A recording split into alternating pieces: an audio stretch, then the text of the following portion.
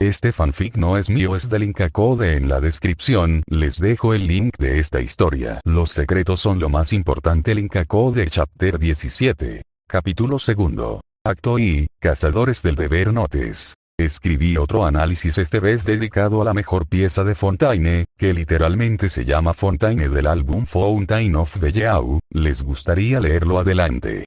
Chapter Text. Anastasia, su mente no paraba de ser bombardeada con múltiples ideas para ganar más dinero, desde los edificios únicos pero elegantes, cada puente, cada pequeña observación de este lugar le daba un millar de ideas las cuales podría explotar. Siento que me dará una jaqueca. No pudo evitar frotarse la frente por el sobreestímulo de información que su mente le ofrecía. Su codicia no le importaba sus limitaciones físicas. ¿Estás bien, Ana? Escuchó el silbido de una voz subir por su cuello. Fue leve pero característico. Solo pudo sonreír y acariciar a su bufanda. Realmente se sentía mejor que nunca, pero algo dentro de ella no pudo evitar tensarse ante la adversidad y contraste. No era fácil acostumbrarse a un cambio de 180 grados. Todo era diferente, desde algo tan simple como el aire se sentía más fresco, casi helado, hasta la vestimenta era mucho más fina. Anastasia-sama, ¿se encuentra bien? Volteó la mirada en dirección de Julius. Su tono era cansado y preocupado, casi parecía listo para actuar en cualquier momento de manera imprudente. Era evidente la influencia. Sí que Natsuki-san dejó una marca en tu corazón, Julius. Sonrió con burla para relajar a su caballero. Sirvió de maravilla. Él pareció sonrojarse levemente. El clásico talón de Aquiles de Julius. El nombre de Natsuki Subaru era una bendición para jugar la mente de su caballero. El hombre, normalmente perfeccionista y sereno, ahora tenía una grieta en su código en el cual podía meterse debajo de su piel. Lo considero un buen compañero y amigo. Anastasia-sama, solo un amigo, Es un poco descortés mentirle con tanta vehemencia a una comerciante. Puedo ver la verdad de tus ojos, Julius. Él solo suspiró con cansancio mientras continuaban su paseo por la capital de Fontaine. Todo era hermoso y llamativo, aunque era una lástima que estuviera lloviendo. Tenga cuidado, Anastasia-sama. Rápidamente intentó ayudarla a evitar un charco y le agradecí el gesto. Aunque no pudo evitar un ligero disgusto ante ese gesto. Lo conocía desde hace bastante tiempo y habían experimentado múltiples historias, pero él aquí estaba actuando como el día uno en su relación. En parte era la razón por la que gustaba interactuar con Natsuki-san. El hombre de ojos feos tenía una forma única de atravesar la armadura de su caballero. Gracias, Julius. No hay nada que agradecer, mi señora. Es mi deber ayudarla en todo lo que pueda. Otaku, susurró con cara inexpresiva. Julius le miró confundido sin entender el término que acaba de usar. Su reacción era razonable, ya que ella misma tuvo la misma reacción en su momento. Pero luego de la explicación de Natsuki-san sobre el término, no pudo evitar relacionarla con Julius. El hombre era un fanático a muerte de las creencias caballerosas y el perfeccionismo, al punto que una vez pasó más de 8 horas colocando cubiertos solo para que sean simétricos. Recordaba que Subaru lo llamó algo como maldito jugador técnico. Ni los constructores son tan enfermos como tú. Luego murmuró cosas sobre un tal Minecraft. Aún me parece curioso que lloviera de la nada, dijo Julius con total confusión. Normalmente llueve mucho en los pueblos cercanos a los lagos. Es probable que a causa de este mar la lluvia sea más espontánea. Expresé lo mejor que pude mis ideas basadas en la lógica y el sentido, aunque claramente en este lugar no se aplicaban las mismas reglas. Basta decir que ya llevaba un alto número de veces que su quijada tocaba el suelo. Tiene sentido, aunque no puedo evitar pensar que no es tan simple como dice mi señora. Mis espíritus sienten que el agua de la lluvia es diferente a lo usual, está cargada con una energía única, la misma energía que hemos sentido al llegar aquí. Sí, solo que se sienta más pura, pero a la vez incompleta. Mis espíritus no entienden del todo qué es exactamente. Se frotó las sienes con molestia. Realmente no quería agregar más a su extensa lista de problemas. Pero parecía que sería mucho más larga de lo que esperaba originalmente. Dejemos ese tema para más adelante. No tiene caso pensar en eso, Julius. Es mejor apresurarnos a llegar a la cafetería donde acordamos todos. Entendido, Anastasia-sama. El viaje fue algo largo, ya que tuvieron que pedir múltiples indicaciones a algunos guías, pero luego de varias vueltas y pérdidas lograron llegar a las puertas. Tintineó. La puerta sonó con el sonido de una pequeña campana, un dato insignificante pero útil. Ya veía el potencial de tener algo de ese estilo en su banco. Anastasia por aquí. Emilia levantaba los brazos con una gran alegría y amabilidad. Tenía una sonrisa de oreja a oreja que parecía iluminar toda la iluminación. Debería tomarle una foto y venderla a Natsuki-san. El hombre vendería su riñón por la foto de la semielfa. Ya era hora. Mi increíble yo se estaba cansando de esperarlos. Jefa Mimi encontró algo increíble. Debes ver esto. Rápidamente se levantó de su asiento e intentó pasarle un gran vaso café. Lo observó con detenimiento. El producto era ligero y compacto, muy útil para guardar cosas. Mimi lo llamó cartón y explicó sus maravillas. El producto era tan increíble que casi le da un paro cardíaco. Natsuki Subaru, necesitamos hablar. Se dijo a sí misma con gran fervor. Sentía como la baba espumosa salía de su boca y su cuerpo se retorcía.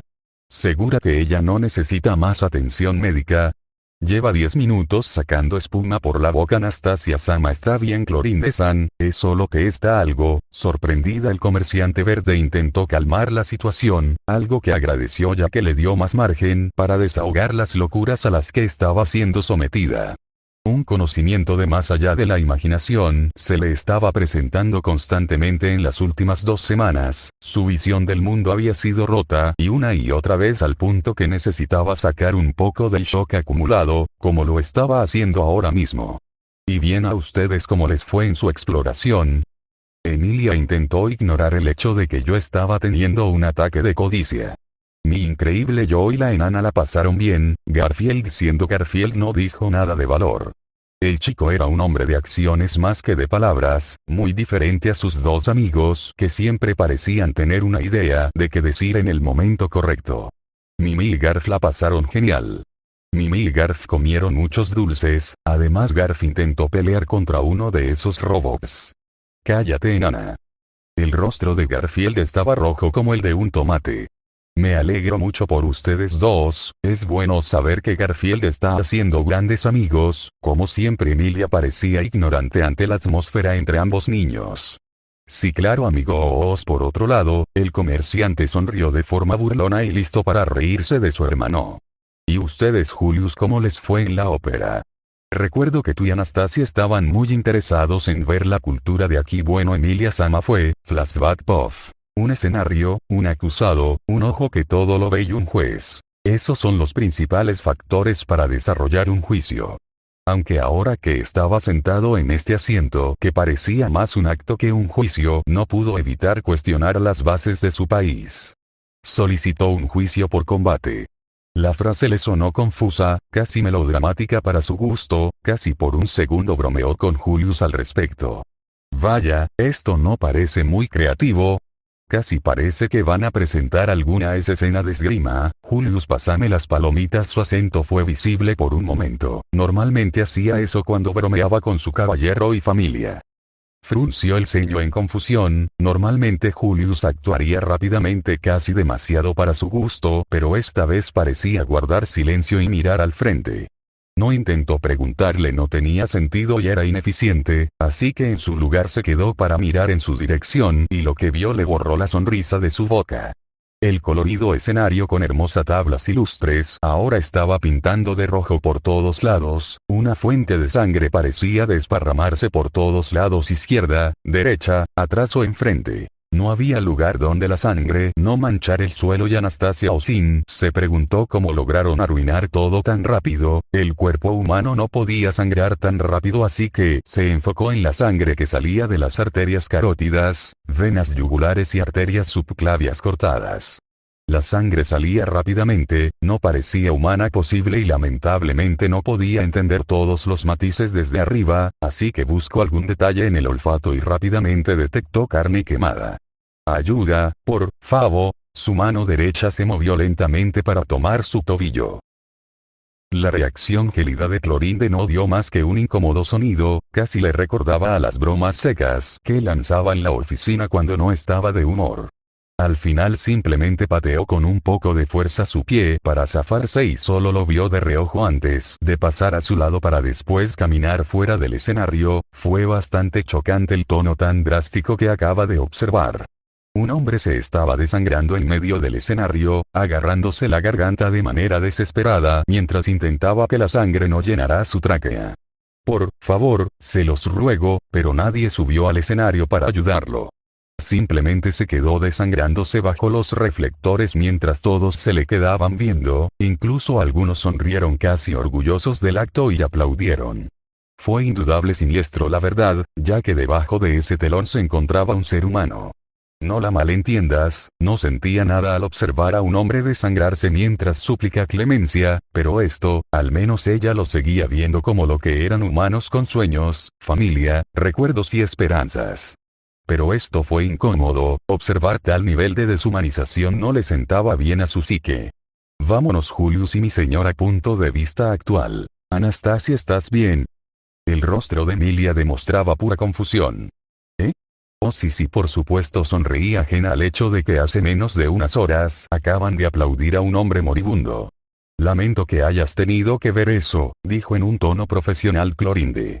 No hay nada de qué disculparse Clorinde-san, simplemente fue una sorpresa. No tenía interés en mantener malas relaciones sociales con su supervisora y actual protectora, aunque luego de ver el juicio puede que tenga que tenerla más a la vista. Bueno, ¿y tú qué hiciste, Emilia-san? Necesitaba cambiar el tema de la conversación. Oh bueno, Otto y Clorinde fuimos a un lugar llamado Club de Juegos de Rol de Fontaine, fue muy divertido si te soy sincera, aunque creo que no me gustaría ir ahí de nuevo. Además conocimos a una chica muy alegre, se llamaba Navia. El rostro de Emilia y Clorinde parecían sonrojarse de vergüenza, curioso por lo menos.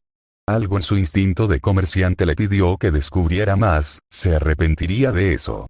Interesante, cuéntame más, Emilia. El sol caía bajo la luz de la playa, el ambiente era relajante y etéreo, casi podría considerarse como algo imposible por lo irreal que parecía todo. El olor salado le gustó de cierta forma, era único pero refrescante y le hizo cuestionarse qué otra clase de experiencias podría faltarle experimentar en este lugar. Realmente era una total sorpresa todo esto, e incluso con ya varios días para procesar todo a su alrededor aún no podía evitar sentirse nerviosa. No pude evitar pensar en Subaru y cómo afronta esta situación.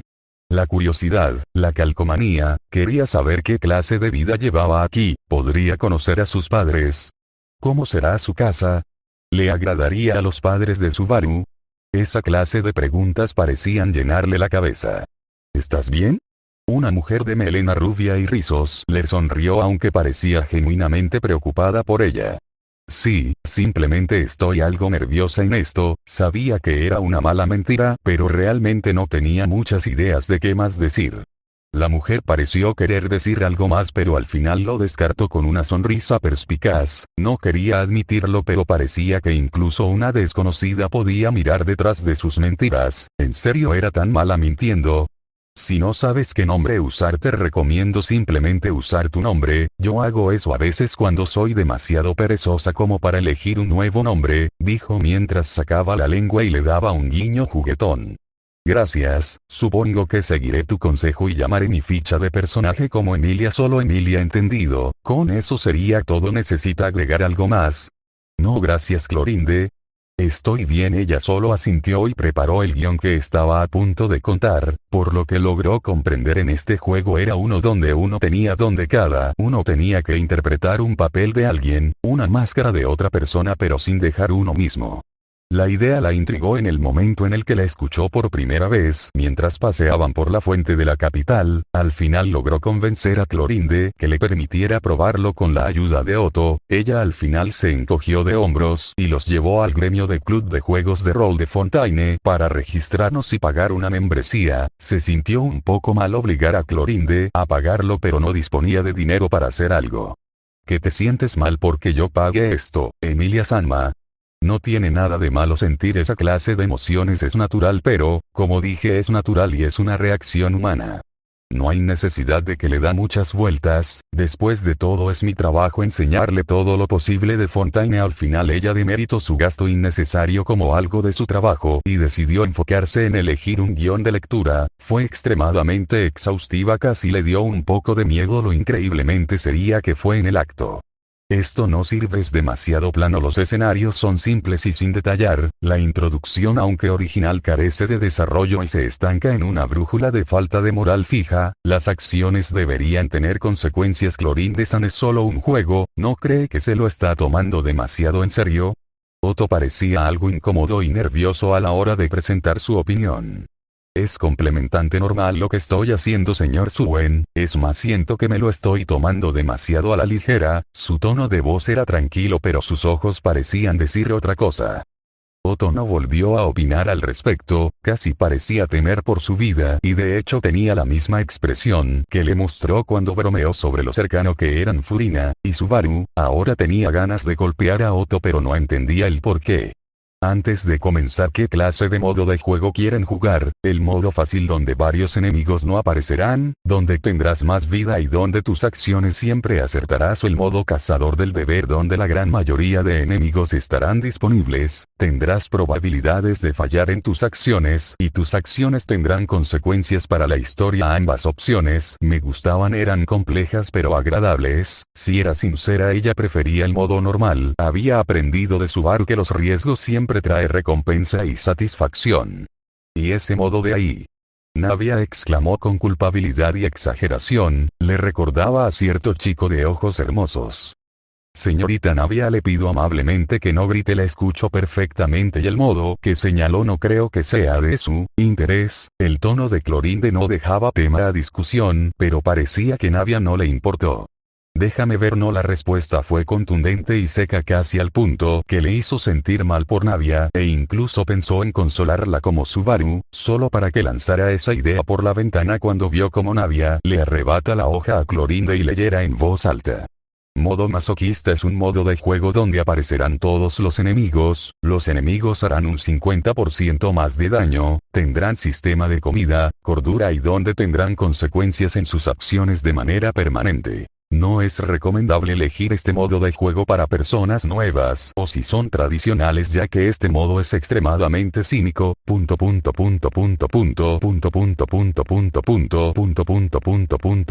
Ninguno de los tres habló. Navia pareció dejar de leer para sonrojarse de vergüenza. Tuvo curiosidad de qué decía la hoja pero se la regresó a Clorinda.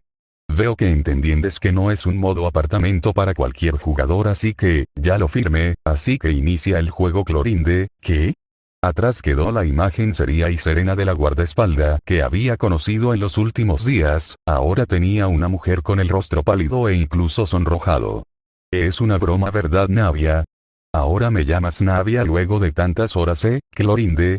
Su tono estaba lleno de burla aunque podía sentir una tensión leve.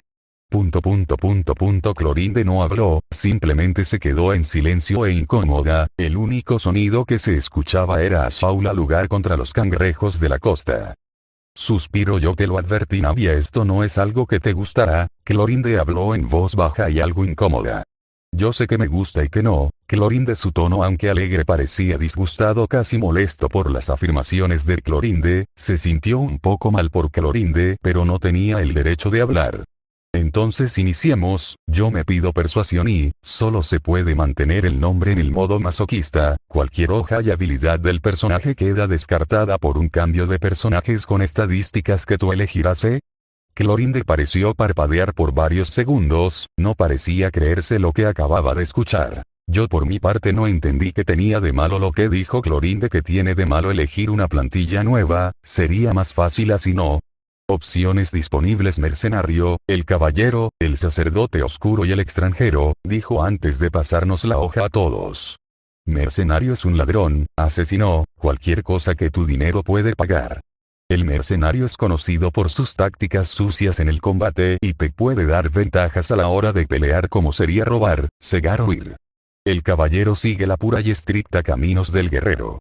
Ha sido entrenado para el combate desde niño, es un experto en combate cuerpo a cuerpo y en diferentes armas. Siendo un sacerdote oscuro que no se preocupa por cuestiones como la moral y la ética, Enki tiene una ventaja en la magia de sangre. Sin embargo, su dedicación a la magia ha debilitado su cuerpo físico. Curtido en los gélidos vientos del norte, es un forastero, la personificación de la supervivencia criado en las frías tormentas de Nordkrai. El forastero conoce todos los trucos para mantenerse con vida, incluso en las situaciones más difíciles.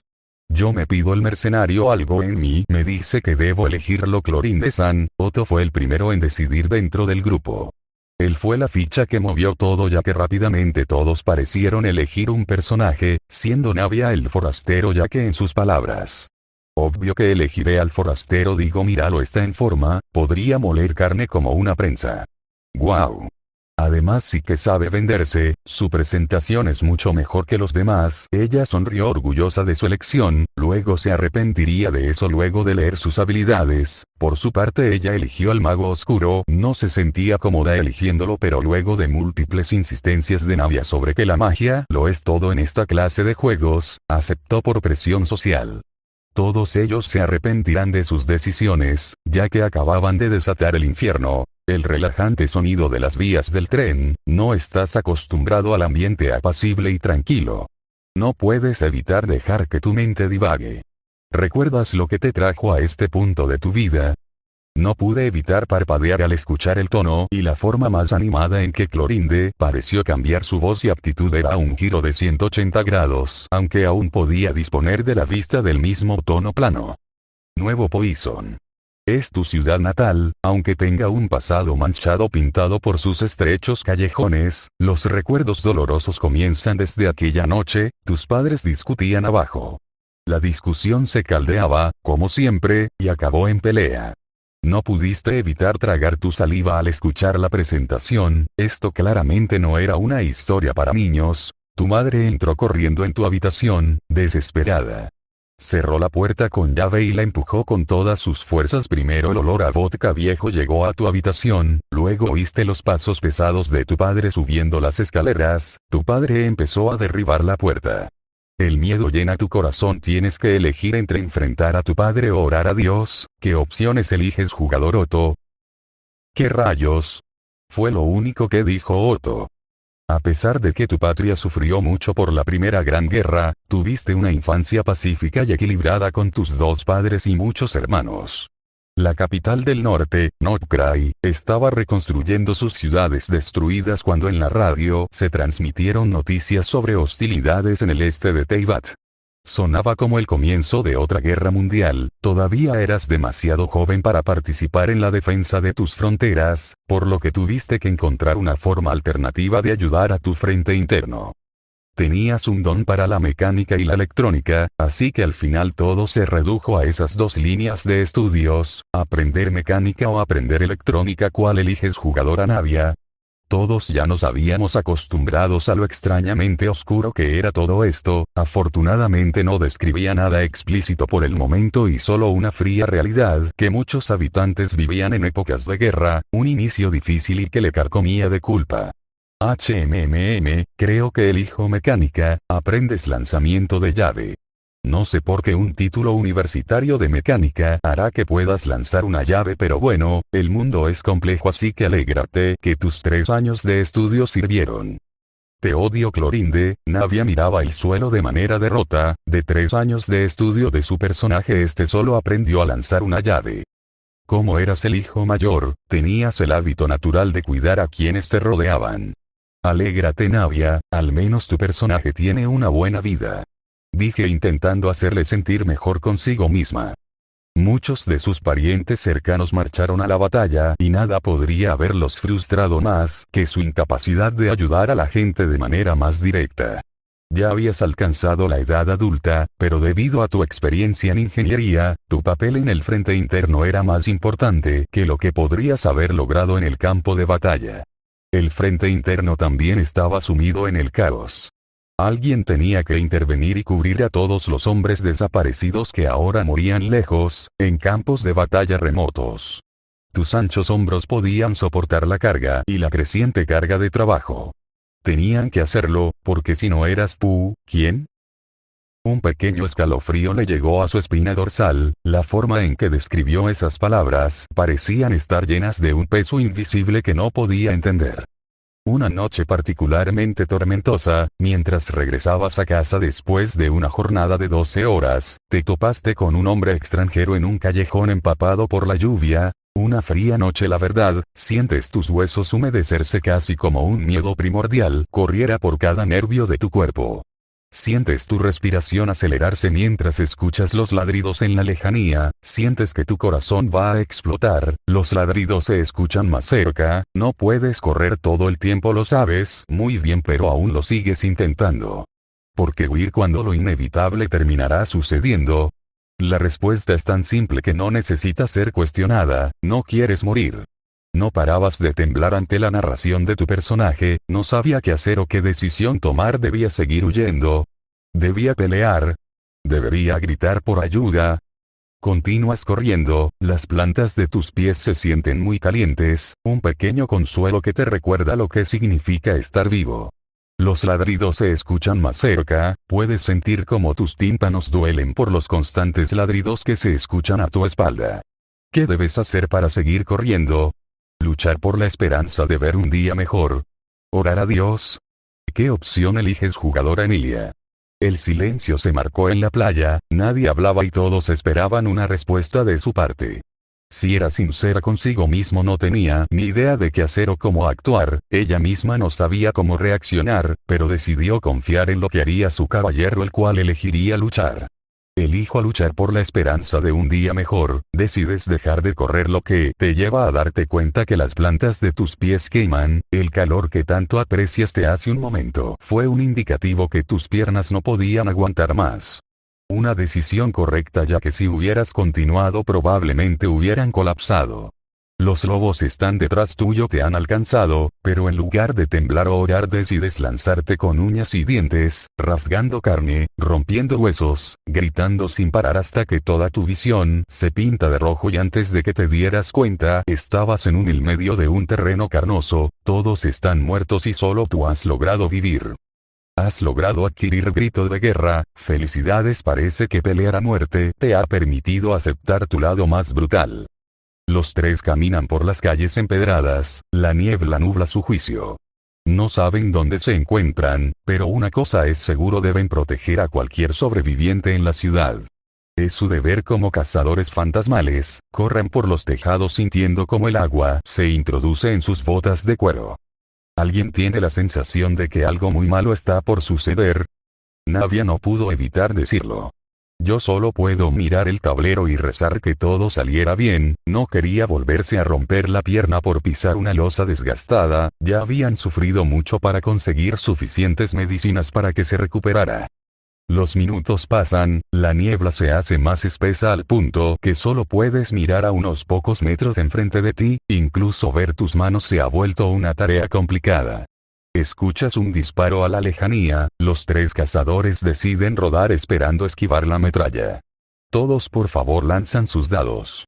Los tres lanzamos los dados al mismo tiempo. Navia salió bien parada logrando conseguir una alta puntuación, lo que le permite cubrirse detrás de un tejado en buenas condiciones. Otto no tuvo la misma suerte ya que recibió de lleno un disparo en su brazo, lo que le hizo resbalar y estrellarse contra el pavimento. No está muerto su personaje, pero sí inconsciente. Él solo se pudo lamentar por su terrible suerte, y como este juego parecía explotarla constantemente, ella al igual que Navia consiguió una puntuación lo suficientemente alta como para cubrirse, pero recibió el rozón de una bala. Anastasia, ¿y luego qué sucedió? Genuinamente estaba interesada en cómo continuaba su juego. Puede que hayan tenido altibajos como la vez que Navia tuvo la brillante idea de meterse en las alcantarillas y terminó muriendo de la forma más estúpida posible por heces. Lo que los obligó a regresar a su último punto de partida, que era hace 2 días, o también la vez que el personaje de Otto le tocó un libro magia oscuro y que al lanzar la moneda este salió cruz, lo que significó que todos los personajes de la party perdieran la cabeza. Pero y las risas valieron la pena.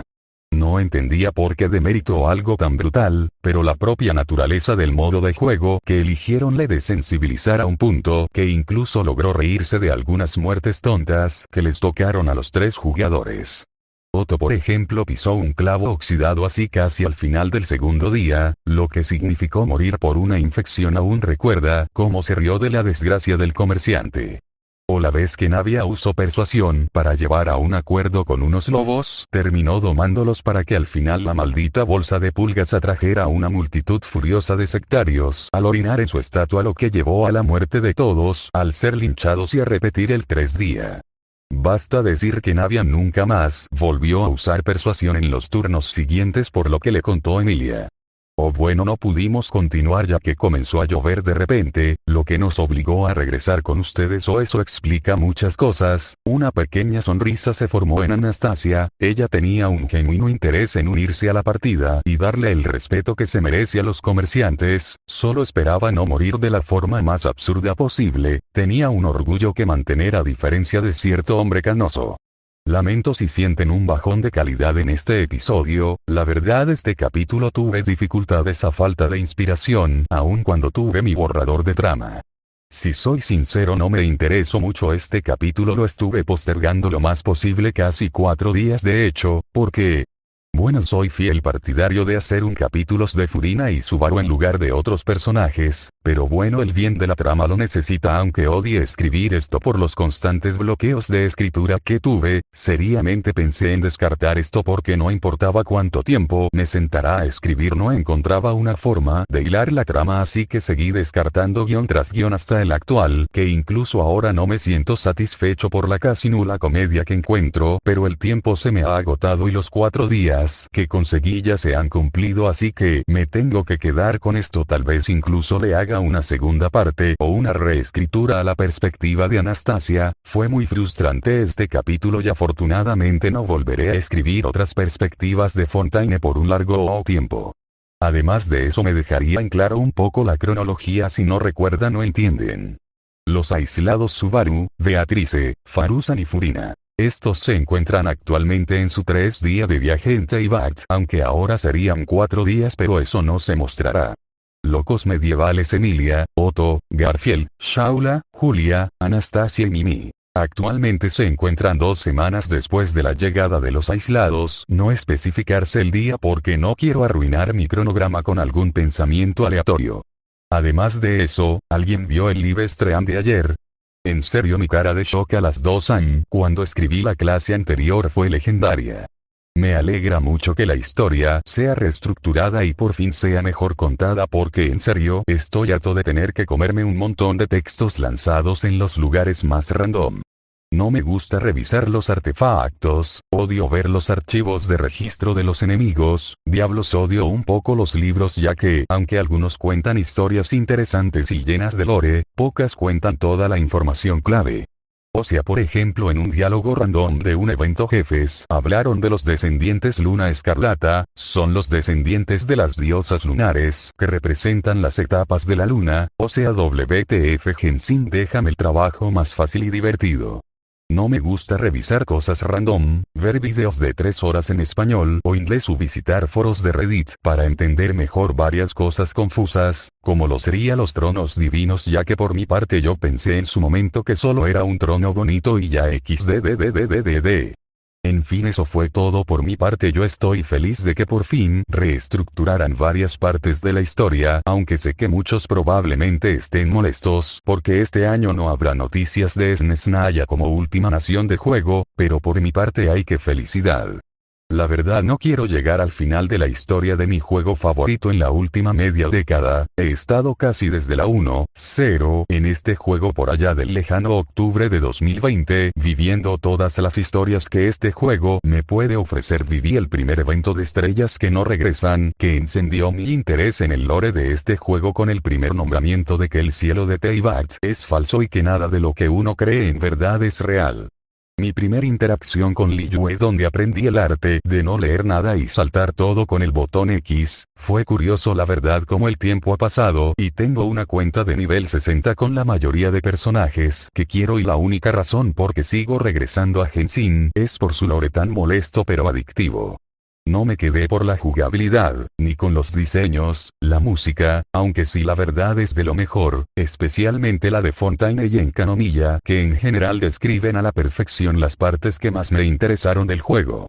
Si burlense de mí por ser una de los raritos que le gusto en Kanomiya cuando más del 90% de fandom lo tiene como al 5% de exploración XD, el ambiente o siquiera los personajes. La verdad, la única razón por que sigo jugando a un juego donde ya me puedo pasar el endgame casi sin dificultad, es más un deseo genuino de entender su lore. Y bueno, también Furina, no me voy a mentir diciendo que soy único e intelectual, literalmente en un punto abandoné el juego a finales de Sumeru porque el lore que aportaron, aunque interesante, apenas y cumplía lo mínimo que me interesaba. Solo cuando vi el diseño de Focalors y el tráiler de Furina volví a jugar esta porquería. En serio, esta historia incluso me está ayudando a guardar información que yo incluso luego olvido. A una última cosa, he vuelto a hacer un análisis de la primera pieza de Fontaine y su correlación con la pieza de Focalors llamada Sinerese Finale, a causa de que realmente no siento nada de interés en escribir este capítulo y ayuda un poco a sobrellevar esto, además de que recuerdo leer esta perspectiva hace ya casi un año pero soy incapaz de recordar. Fontaine y el significado de la identidad. La primera pieza que escuchamos al llegar a Fontaine, se llama Fontaine, una pieza que a mi parecer es fácilmente una de las 3 mejores piezas de todo Genshin Impact. La razón de ello es bastante simple, la verdad. Representa todo lo que significa Fontaine. Fontaine es una nación excéntrica y pacífica, siendo una nación extremadamente neutral como Liyue, pero que a diferencia de esta, que es una nación donde el corazón y el poder económico lo es todo, en Fontaine lo llevan más al extremo, donde la teatralidad y el glamour lo es todo. Bajo las primeras perspectivas, su gente ante todo ama el espectáculo y las apariencias, dejando de lado la justicia o valores tan simples como lo sería la empatía humana en muchos casos, siendo la representación perfecta de lo que es la sociedad fontiana su propia arconte. En ambas partes, tanto Furina como Focalors son una cara de una misma moneda, representando las diferentes etapas de la sociedad y el significado de la justicia para la población de dicha nación. Donde por un lado una intenta evocar lo que representa la esperanza y el glamour del espectáculo, evocando el deseo de quien debe ser y todavía no ha logrado ser, viviendo con constantes contradicciones de lo que significa la naturaleza humana y una justicia maquillada donde no importa la verdad sino lo que significa a los ojos de la percepción pública, ni tampoco el significado mismo de lo que ella representa, quién es ella, sino un quién debo ser. Algo que es evidente en muchos personajes que distan entre una ilusión de la imagen que quieren evocar como lo es Navia, con una actitud segura y alegre aunque por dentro pase por momentos depresivos, autocríticos e incluso depresivos, como lo deja notar en su misión legendaria. Clorinde por otro lado representa el ideal completo de deber tanto todo su propia vida girado en torno en cumplir con un papel de proteger, cuidar y velar por el bien común, aun cuando claramente este papel la deja aislada. En su misión legendaria podemos explorar más facetas de ella como humana y no como la verduga de Fontaine, donde se le ve que disfruta en secreto de juegos de rol, disfraces e incluso picnics con Navia, a alguien mucho más sencilla de la imagen que representa ante el público. Arlecchino es otro caso donde da la ilusión de poder y peligro, aun cuando en secreto tiene un amor ferviente con todos los hijos del orfanato, teniendo en constante vista a Freminet al temer que sufra algún daño y buscando apoyar constantemente para que consiga la confianza que nunca logró crear en sus primeros años de vida. Cada personaje intenta dejar de lado el significado de quién soy, y en su lugar buscan dar la respuesta a la pregunta de quién debo ser. Algo que se denota mucho en el significado de la justicia que tiene Fontaine, donde la verdad como tal no tiene peso y donde las apariencias de esta es lo único que importa. Pero la justicia no se trata solo de sentencias y verdades claras, sino también de la capacidad de reconocer tus errores, de ser vulnerable y aprender, algo que Furina evoca perfectamente en el cierre de su historia. Ya no es la Focalors que Fontaine esperaba, se convierte en alguien más auténtico, alguien más pequeña tal vez. El final de Furina no es grandioso o espectacular sino silencioso, como un río que encuentra su causa. Ya no necesita ser la protagonista de su vida porque encontró algo más importante, paz consigo misma.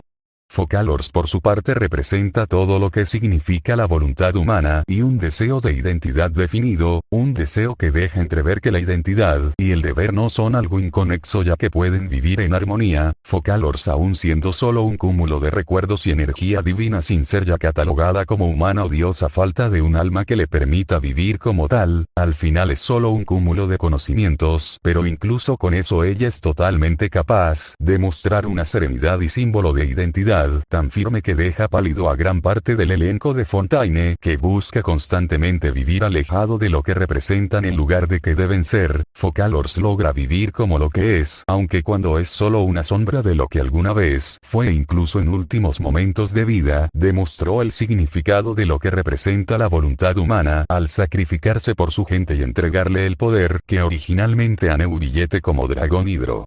Ambas partes del arconte representan un camino de identidad y significado de la naturaleza humana donde una parte se ve atada a lo que representa la verdad justicia y no la verdadera justicia que solo logra evocar al bajar el telón de su acto, una justicia e identidad que se basa en la imagen que uno muestra al mundo, un deber que todos tenemos como individuo y donde muchos tienen la idea de que uno mismo no puede ser el deber y el quién soy. Focalors por su parte nos muestra un lado mucho equilibrado, alguien que ante todo pone el significado de ser quien soy en verdad y el simbolismo de lo que representa el deseo egoísta, un deseo egoísta que mantuvo hasta el final de su vida mintiendo, planificando y manipulando para que su ejecución llegara en el afán de cumplir su deseo egoísta no como la arconte hidro, sino como Focalors de Fontaine la pecadora, que soñó toda su vida en vivir como humana. Como pueden ver, ambas representan una parte de la sociedad de Fontaine y que se ve seriamente relacionada con el primera nota música que escuchamos al llegar a Fontaine, que literalmente se llama Fontaine, que representa en primer plano una imagen llamativa, tranquila y alegre de la sociedad de Fontaine. Los primeros 30 segundos nos dan una sensación melodramática, casi como un telón se hubiera abierto para mostrar una aventura vibrante y dramática, casi una alegoría a la cultura y sociedad del pueblo de Fontaine. Los segundos 00, 32 a 00, 47 nos transmite la sensación de enigma y misterio, algo que se superpone al dilema de quién soy y quién debo ser. Un dilema que se superpone con Focalors y Furina. Este primer verso también podría ser un pequeño guiño a la propia crisis de identidad de Furina, debido a que la empujaron a asumir un papel que se supone que no debe desempeñar, actuar como hidroarchón a pesar de no tener poder. La forma en que lentamente se calma la nota hasta el minuto 1:03 con unas últimas 3 teclas menores, casi como si se hiciera un consenso entre la tranquilidad y el caos de las mentiras. Que se presenta con una nota clásica en la presentación de Furina al inicio del primer parte del acto 1 llamado el prólogo de una danza solitaria, enfatizando principalmente una imagen de realeza, el drama y la actuación que siento que se implica con el sonido de un arpa. Tuvimos la primera impresión de que Fontaine es una nación muy pacífica con un sentimiento de realeza. Sin embargo, eso no disminuye la forma en que se representa el agua aquí. Tranquila, pacífica, sin agua de mar primordial. Solo una nación tranquila y pacífica que se ve envuelta en giros llenos de misterio sin importancia, solo para que en el minuto 2:24 se escuchen las primeras tonadas del fuerte Meriopide, donde se deja en claro que esto no es un juego como se nos presentó y que algo más grande. Así que descendemos en la prisión con un sentimiento de opresión en el pecho, algo que siento que la arpa del minuto 2:37 deja en claro y que termina llegando en su clímax 2:55 con los coros de voces que casi parecen dejar en claro las dudas que todos sienten ante el papel de Furina como arconte y su identidad. Esto termina por explotar en el 3 minuto, que suena demasiado parecido a la pieza que se escucha en el segundo, que Furina es sentenciada a una ejecución y que termina de estallar en el minuto 3:28 cuando el naval aparece en medio del juicio con el énfasis más lento en el ritmo, como las percusiones y las trompetas parecen destacar. El minuto 4:10 casi parece mostrar el desenlace con la aparición de Focalors y dejando las puertas abiertas para la llegada de la pieza de Sinners Finale que parece suponer poner una imagen mucho más silenciosa donde no hay aplausos o trompetas que dejen en claro ese drama, sino parece cautivar el significado más profundo de identidad y amor casi como si representara el camino que tomaría Furina, un camino que le daría paz, que por cierto es mi tercera pieza favorita de todo Genshin Impact, aunque eso será tema para otro análisis. Es evidente como la pieza intenta evocar sentimientos de drama y misterio que evoca principalmente Fontaine, una nación que antes parece perdida bajo las corrientes de las verdades y el significado de la justicia. Una justicia tan confusa que no deja parangón para que los personajes acepten su identidad y comprendan que deben aprender a vivir bajo la identidad que ellos en verdad son, en lugar de algo que no son. Si tuviera que poner un ejemplo perfecto de la evolución de un personaje y cómo la justicia y el deber se entrelazan para dejar en claro que no lo son todo sería Neuvillette. Empecemos con la perspectiva y la representación de la justicia del juez supremo Neuvillette. Desde el momento en el que conocemos a Neuvillette en el teatro, nos muestra su personalidad amable y gentil, lo cual contrasta con lo que se esperaría de alguien de su posición. Es muy educado con todos pero mantiene las distancias en el momento al pedirnos que lo llamemos por su apellido en todo momento Neuvillette, ya que según él no se puede permitir sesgos de ningún tipo si quiere cumplir de manera satisfactoria su rol como juez. En esencia Neuvillette ve a los humanos como un espejo, ya que si los observa puede llegar a entender mejor a sí mismo, pues aunque esta vez haya renacido como humano aún siente que hay claras diferencias entre él y ellos, diferencias tan notorias que lo desvinculan por completo con la humanidad y lo convierten en forastero, en un otro que no puede encajar del todo en la sociedad de Fontaine. Quizás por eso es posible que él mismo rechace en la actualidad cualquier amistad cercana, no tiene vida privada como tal y su vida gira en 100% de su totalidad en ser un juez supremo. Esto conlleva a que se pierda mucho de los matices de la vida y las relaciones interpersonales, pues si lo sacas de su estatus como juez supremo no sabe mantener una conversación, siendo muy evidente en las múltiples charlas que tenemos con él a lo largo de las misiones e historia. El hombre se pierde al carecer de habilidades sociales y vínculos que lo unan con su lado humano, algo que se reflejado al carecer de hobbies y una privada como tal, casi como si buscara solo cumplir la tarea que se le dio desde su nacimiento como sucesor y no como reencarnación del dragón Hydro. Se nos expuso en el acto 4 de Fontaine justo poco después de salir de la fiesta de té de Furina Yarlepchino. Por si alguien no recuerda el detalle y quiere ir a revisarlo, es un dato curioso ya que no es como tal el verdadero e original dragón Hydro que gobernó hace miles de años, sino un sucesor que posee el poder, la autoridad y los recuerdos de este, o al menos debería tenerlos, ya que solo hasta la muerte de Focalors, Neuvillette era un dragón incompleto pues no disponía control total del elemento Hydro y no tenía una autoridad total sobre la vida, lo que él nos cuenta que aunque siente una conexión con el mar primigenia esta es muy débil. Él intenta ante todo cumplir su destino y misión que se le encomendó en su constelación, curioso por lo menos ya que su constelación se llama Leviatán Judicator, que procede del latín y se puede traducir como el Leviatán que juzgará, curioso por menos que el propio nombre, ya que ésta presenta lo queja implícito que Neuvillette está obligado a juzgar en el futuro y no habrá manera de escapar de este destino. Además curioso por lo menos ya que normalmente las constelaciones están ligadas a las visiones que otorga Celestia como el ojo que todo lo ve, algo que representa el camino a seguir por el individuo y uno que no puede escapar. Pero Neuvillette no dispone de esta visión, pues es el dios original de la vida de Teyvat. Su constelación, como lo presente en la segunda clase, son los deseos más profundos del corazón y el alma de cada individuo, el camino que debe ser seguir para poder comprender su deseo más profundo.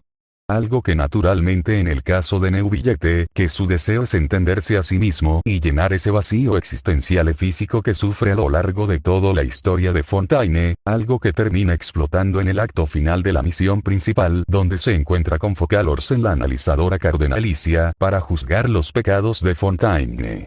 El deseo genuino de vivir como humanos, de caminar por tierra y poder amar, un deseo que debía ser juzgado por el juez supremo Neuvillette, es evidente que él mismo esperaba y sentía la necesidad de actuar con imparcialidad ya que su misión y destino dictaban que debía ser imparcial ante todo. Un camino que la misma Focalors le mostró hace 500 años cuando le invitó bajo una carta. Bajo sus palabras, le reservará el mejor asiento en la más grandiosa ópera. Unas palabras que no cobraron mucho sentido hasta que le llegó el momento de impartir el juicio final a la gente de Fontaine. Lastimosamente, tras haber convivido con los humanos por más de 500 años a la vez, sigo testigo de sus momentos álgidos, de sus momentos más bajos, al haberlos conocido y darse cuenta que son seres complejos con emociones, ambiciones, sueños y vidas plenas. Neuvillette fue incapaz de declararlos culpables en el momento de la verdad, siendo a mis ojos el primer paso en su camino de identidad, y que luego podemos observar cómo termina de florecer en el epílogo del acto final de Fontaine, donde al recuperar la parte de su identidad que le faltaba fue capaz de comprender por completo quién debía ser, en lugar de quién debo ser. Ya que podemos en las notas de voz cómo es capaz ahora de tener una charla normal y alejada del tema de su rol de juez supremo, e incluso bromea sobre que le parece gracioso de cómo algunos arcontes fingen llevar visiones para poder usar sus habilidades elementales a vista pública. Al final de su historia, como pudimos ver, logró entender que la justicia no se trata solo de ser imparcial, que a veces el bien y el mal no son todo, como se dio a entender en la conversación entre Focalors y Neuvillette. Hablando de ese concepto, siempre he creído que su sentido radica en buscar la existencia humana en sí misma. Focalors sonrió con serenidad, casi como si lo que estaba a punto de decir fuera la verdad más obvia del mundo. Si el pecado original de la gente de Fontaine fue robar el poder del mar primigenio, entonces, dejando de lado la cuestión de lo que está bien y lo que está mal, el nacimiento de la gente de Fontaine como humana y su derecho a existir en este mundo, sería la justicia original de esta nación. Es decir, el concepto de justicia que concebí Egeria era la existencia, y para mí significa la continuidad de esa existencia. Así pues, romper con la profecía para que la gente de Fontaine siga viviendo es la justicia que ahora mismo está por encima de todo. La arconte Hidro levantó la mirada lista para terminar su petición. Tanto yo como la gente de Fontaine llevamos muchísimo tiempo cargando con este pecado, oh juez supremo Neuvillette. ¿Cuál será tu veredicto una vez que hayas recuperado todo tu poder de dragón elemental? El rostro de Neuvillette era un cúmulo de emociones que ni él mismo entendía. Algunos eran dolor, otros desesperación, pero sobre todo lo que se superponía ante todo era tristeza. Tristemente hacia el camino que todo esto lo había llevado a él y a la mujer que tenía enfrente. Por fin comprendo el verdadero significado de esta posición. Una frase sencilla pero contundente. El hombre vestido de dragón siempre se cuestionó cuál era el verdadero significado de su posición. Creía que si veía a los humanos algún día podría entender a sí mismo. Al principio no me interesaba nada los humanos, pero en estos 500 años en relación con ellos, poco a poco he ido comprendiendo y empatizando con ellos, con sus sueños, con sus penurias, con lo que sienten. ¡Qué astuta eres, Focalors! ¿Cómo están las cosas? Sabías que no podría volver a dar un veredicto de culpabilidad, ¿cierto? Ella solo sonrió con arrogancia, mientras ocultaba las manos detrás de su espalda. Bueno, ese es mi análisis y la verdad ahora que leo esto me doy cuenta que soy un fanático a muerte de Genshin Impact a comparación de Re. 0xd, no sé cómo sentirme al respecto. No es que odie Re. 0 o algo, pero fuera de Subaru y unos pocos personajes no soy muy fanático del mundo de Re. 0. La mayoría de los personajes no son tan interesantes o evolucionan de una forma interesante, aunque esto se debe más a que Subaru evoluciona a un ritmo alucinante por RBD y deja a los demás atrás. No son su culpa no evolucionar en el periodo de horas o días en comparación de Subaru, que parece vivir semanas o varios días en lo que a sus ojos son solo un momento.